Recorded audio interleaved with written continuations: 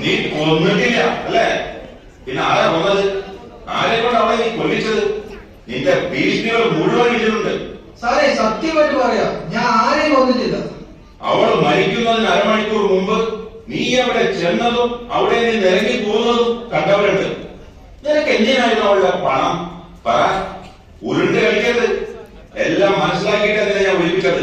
ഇനി ആ സംഭവം കൊണ്ട് വിവരിച്ചാൽ മതി കേട്ടാ. എന്റെ ക്ഷമ നീ പരീക്ഷിക്കരുത്.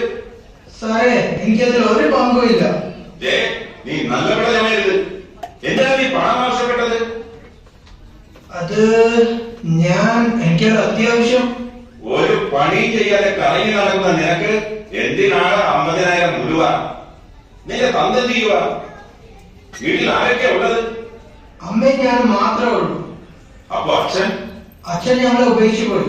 ഞാൻ ചെറുതായിരിക്കുമ്പോ തന്നെ. ഓ, നല്ല പാരമ്പര്യം. അമ്മ എന്തെടുക്കുന്നു? വീട്ടുജോലിയൊക്കെ ചെയ്ത് ജീവിക്കുന്നു. ഈ കഞ്ചാവ് ബിസിനസ് തുടങ്ങിയിട്ട് എത്ര കാലമായി?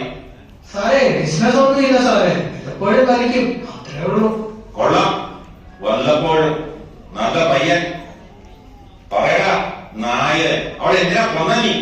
അയ്യോ സാറേ, ഞാൻ പറയാം, എല്ലാം പറയാം.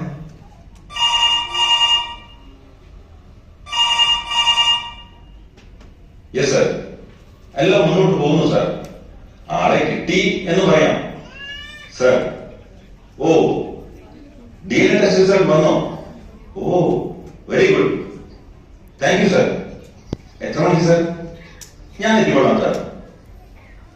ഓ, 11 DSP സാർ വിളിച്ചിരിക്കുന്നു. പിള്ളേച്ച, ഇവരെ പിടിച്ച് അകത്തിട്ടേക്ക്.